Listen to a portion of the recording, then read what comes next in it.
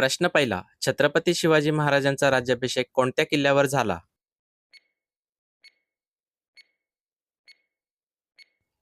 बरोबर उत्तर आहे ऑप्शन सी रायगड. 6 जून 1674 रोजी रायगड किल्ल्यावर छत्रपती शिवाजी महाराजांचा राज्याभिषेक सोहळा पार पडला.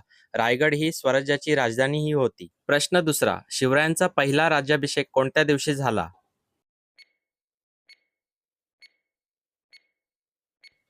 बरोबर उत्तर आहे ऑप्शन बी 6 जून 1674. हिंदू पंचांगाप्रमाणे ज्येष्ठ शुद्ध त्रयोदशी शके 1596 म्हणजेच 6 जून 1674 रोजी शिवरायांचा पहिला राज्याभिषेक झाला. प्रश्न तिसरा. शिवरायांचा राज्याभिषेक करणारे मुख्य पुरोहित कोण होते?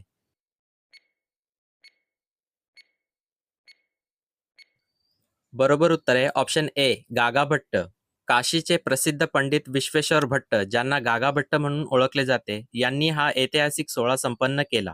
प्रश्न चौथा. शिवरायांच्या राज्याभिषेकानंतर कोणत्या नवीन कालगणनेची सुरुवात झाली?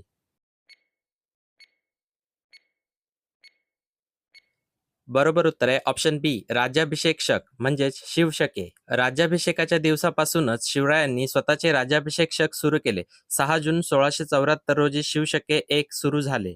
प्रश्न पाचवा. शिवरायांच्या राज्याभिषेकासाठी गागाभट्ट कोणत्या शहरातून आले होते?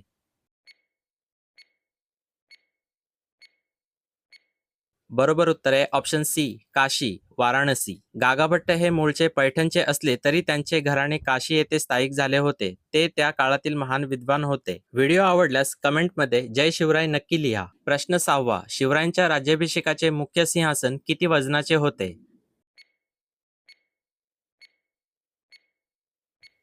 बरोबर उत्तर आहे ऑप्शन ए 32 मण.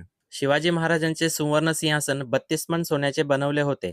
1 मण म्हणजे साधारणपणे 37 ते 40 किलोग्रॅम. प्रश्न सातवा. शिवरायांच्या राज्याभिषेकाचे साक्षीदार राहिलेला इंग्रज वकील कोण होता?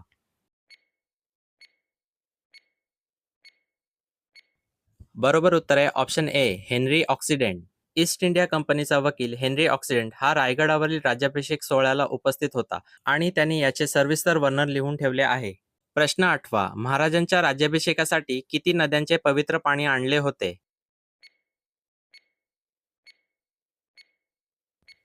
बरोबर उत्तर आहे ऑप्शन बी 7 पवित्र नद्या. भारतातील 7 प्रमुख पवित्र नद्या गंगा, यमुना, गोदावरी, सरस्वती, नर्मदा, सिंधू, कावेरी या नद्यांचे पाणी सुवर्ण कलशात आणले गेले होते. प्रश्न नववा. राज्याभिषेकानंतर शिवरायांनी सुरू केलेल्या सोन्याच्या नाण्याला काय म्हणतात? बरोबर उत्तर आहे ऑप्शन बी होन. सार्वभौमत्वाचे प्रतीक म्हणून शिवरायांनी सोन्याचे होन आणि तांब्याची शिवराई ही नाणी पाडली.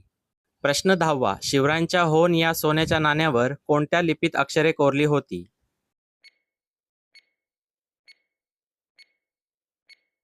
बरोबर उत्तर आहे ऑप्शन ए देवनागरी. या नाण्यांवर एका बाजूला श्री राजा शिव आणि दुसऱ्या बाजूला छत्रपती असे देवनागरी लिपीत कोरलेले होते. प्रश्न 11. राज्याभिषेकानंतर शिवरायांनी स्थापन केलेल्या 8 मंत्र्यांच्या मंडळाला काय नाव होते?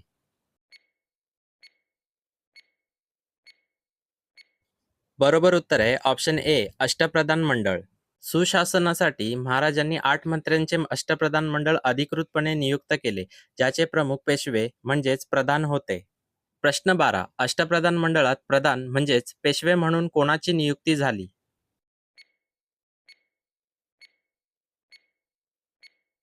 बरोबर उत्तर आहे ऑप्शन ए मोरोपंत त्र्यंबक पिंगळे. मोरोपंत त्र्यंबक पिंगळे हे स्वराज्याचे पहिले मुख्य प्रधान बनले.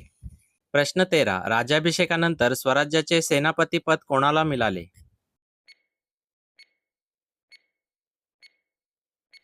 बरोबर उत्तर आहे ऑप्शन बी हंबीरराव मोहिते.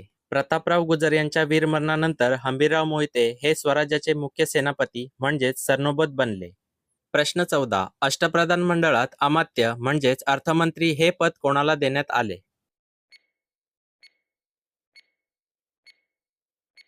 बरोबर उत्तर आहे ऑप्शन डी रामचंद्र निळकंठ मुजुमदार.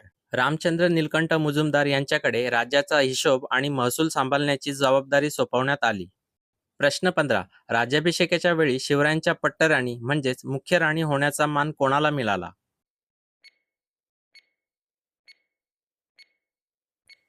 बरोबर उत्तर आहे ऑप्शन सी सोयराबाई. राज्याभिषेकाच्या विधींमध्ये महाराजांच्या सोबत महाराणी सोयराबाई यांनी पट्टराणी म्हणून सहभाग घेतला. महाराणी सईबाईंचे त्यापूर्वीच निधन झाले होते. प्रश्न 16. शिवरायांचा राज्याभिषेकाचा सोहळा एकूण किती दिवस चालला होता?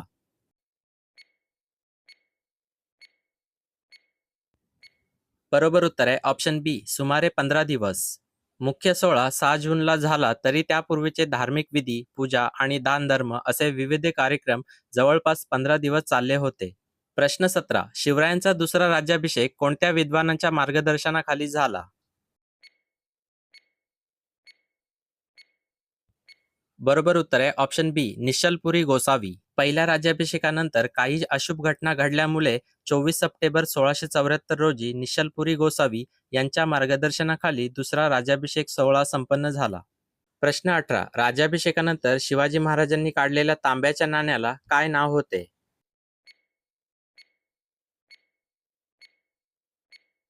बरोबर उत्तर आहे ऑप्शन बी, शिवराई. शिवराई हे तांब्याचे नाणे होते जे शिवकाळात आणि त्यानंतरही प्रदीर्घ काळ बाजारपेठेत चलनात होते. प्रश्न 19. शिवरायांच्या राज्याभिषेकाची माहिती देणारा समकालीन ग्रंथ शिवभारत हा कोणी लिहिला? बरोबर उत्तर आहे ऑप्शन ए, कवी परमानंद.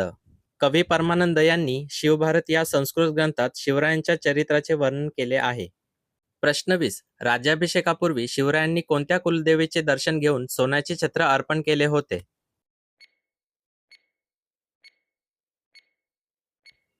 बरोबर उत्तर आहे ऑप्शन ए, भवानी माता. राज्याभिषेकापूर्वी शिवरायांनी प्रतापगडावरील भवानी मातेचे दर्शन घेऊन तिला मौल्यवान सोन्याचे छत्र अर्पण केले होते. प्रश्न 21. शिवरायांच्या राज्याभिषेकाच्या वेळी युवराजपद कोणाला मिळाले?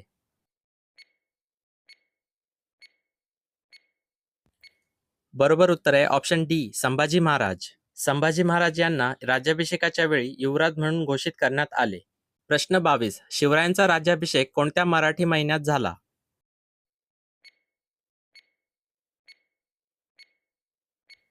बरोबर उत्तर आहे ऑप्शन सी, ज्येष्ठ. शिवरायांचा पहिला राज्याभिषेक ज्येष्ठ शुद्ध त्रयोदशीला झाला होता. त्यामुळे दरवर्षी ज्येष्ठ शुद्ध त्रयोदशीला शिवराज्याभिषेक दिन साजरा केला जातो. प्रश्न 23. शिवरायांच्या अष्टप्रधान मंडळात न्यायाधीश म्हणून कोणाची निवड झाली होती?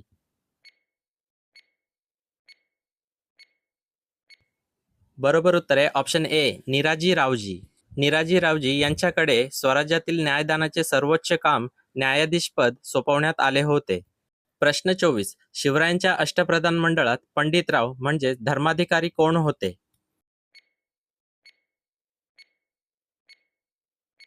बरोबर उत्तर आहे ऑप्शन सी, मोरेश्वर पंडितराव. धार्मिक विधी, दानधर्म आणि आचारसंहिता सांभाळण्याची जबाबदारी मोरेश्वर पंडितराव यांच्याकडे होती. प्रश्न 25. शिवरायांच्या अष्टप्रधान मंडळातील सचिव म्हणजेच सुरनीस या पदावर कोणाची नियुक्ती झाली होती?